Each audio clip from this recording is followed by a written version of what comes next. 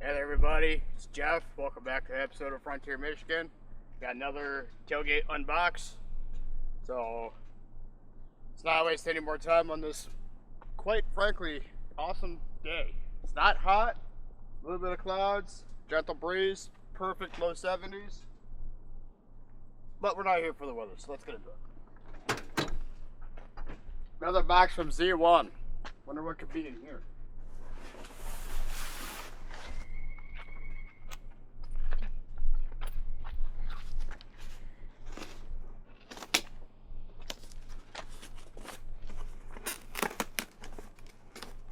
Should be like AVE and just buy like one of that little mini Bosch chainsaw and just go to town on the box.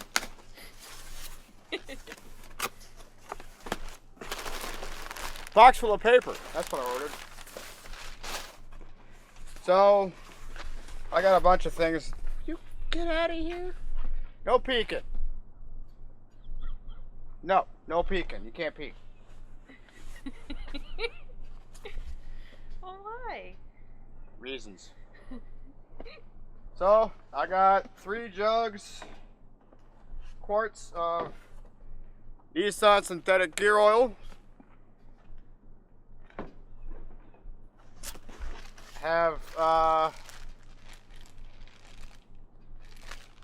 new diff lock solenoid. Although Z1 calls this a switch, it's not a switch, it's a solenoid. It doesn't do switch things, it does solenoid things. Decals, of course they send those with every package now.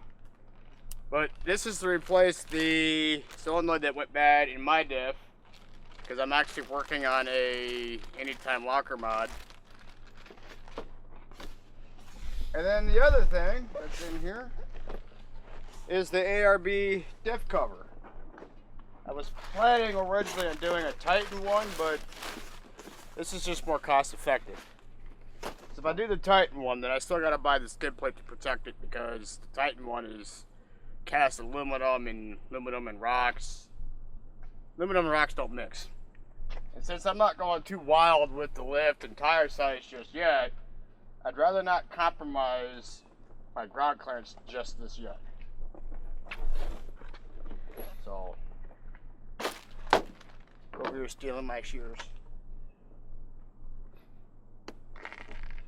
I done no such thing here. Yeah, you did.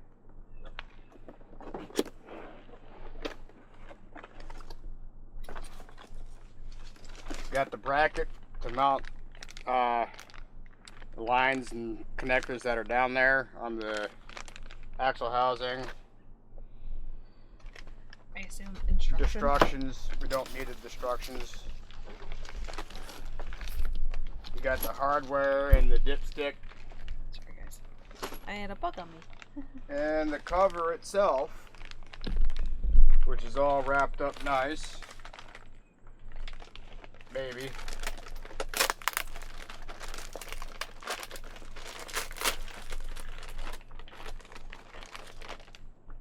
Ooh. This is gonna have to get cleaned off pretty good. The cover itself, which is thick like the axle housing, got the dipstick. It's got a magnetic plug. It's nice, thick, clear coated red coloration, which add a little contrast. This should be about the same capacity as the OEM one, but look better doing it. Mm-hmm. I'll have more on that diff lock mod when I can prove it actually works. But for now, a small little update. You know what, I'll give you a little update. I am working on a anytime diff lock mod, since nobody right now currently produces one for the 3rd gen Frontier. I've tried Black Ops Off-Road, the US and Australian sites, and while they carry it for the Navara and the older generation Frontier, they currently don't have plans for the 3rd gen Frontier, which is kind of unfortunate. So we're left to rewire everything and try to bypass the factory follow lockout. Which, if you don't know, Nissan and Toyota does this as well. You cannot use your rear locker unless you are in full low. It is a dumb, outdated thing that they continue to do. And quite frankly, if the big three automotive brands here in the US allow you to use your locker pretty much whenever, or make it easy to bypass the safeties, why can't the Japanese brands? And for those saying get a Toyota, your Tacoma is the same way. I also picked up some jack stands from Harbor Freight. Gasp, I know. Don't worry, these are not the Pittsburgh ones that are known for falling. These actually have a pin. And they're purple. And they're purple. Because a certain camera woman wanted me to have purple. It's like, I'm spending the money, but she got to pick the colors. So we got the purple ones. And why did we get purple? Well, they didn't have green. They did have green. But not dark green. I don't want lime green. I want dark green, like emerald green. Yeah, it's because you want the low-key color theme. Anyway, these are the Daytona branded jack stands. They're 3 tons. 3-ton jack stand, more than enough for the truck, considering that the truck isn't even 3 tons by itself. But I want to show you these, because again, they're not the Hazard Fart Pittsburgh brand, even though they are sold at Hazard Fraud. But these have a steel safety pin. You look, you don't gotta get close. A steel safety pin that goes like yonder. And then there's a safety clip. So it's double safety. You get a safety clip that clips in.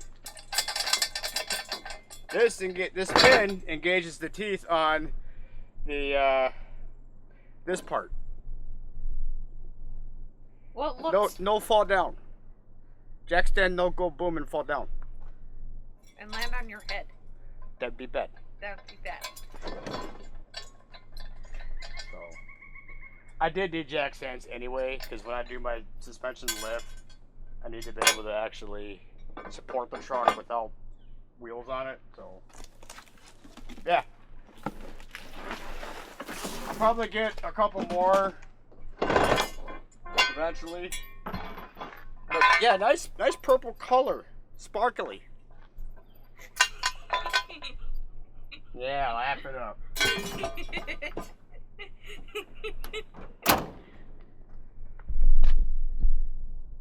Should we tell them the news that I'm planning on doing?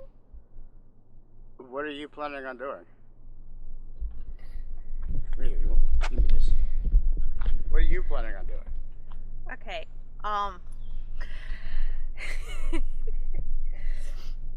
well, first and foremost,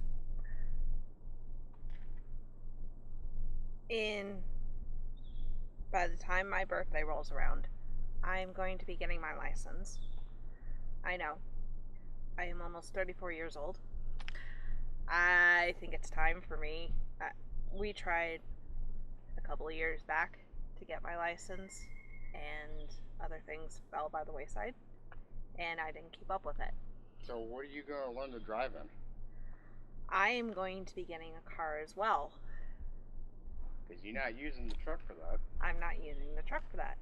I am looking for a car for myself, and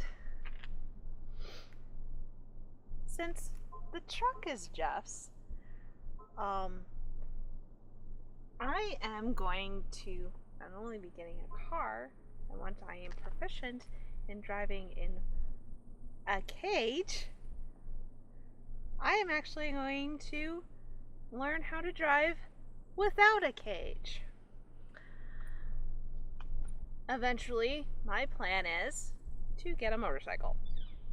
Gasp. Gas! Lightning crackle, lightning crackle, lightning crackle, lightning crackle. So,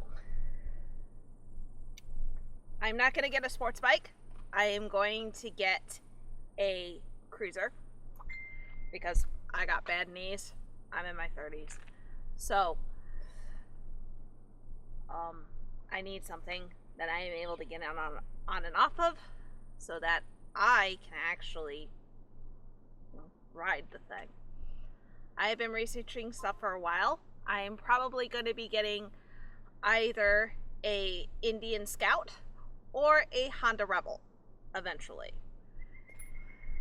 So,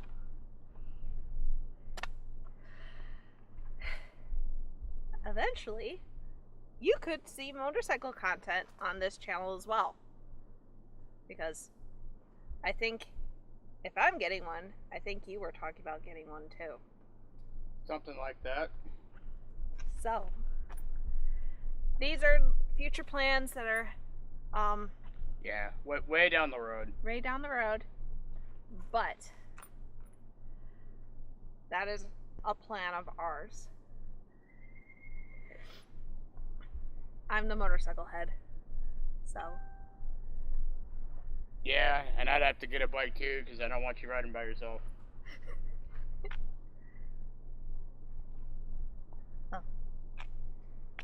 so yeah, guys. In case something happens, you know. Say something happens.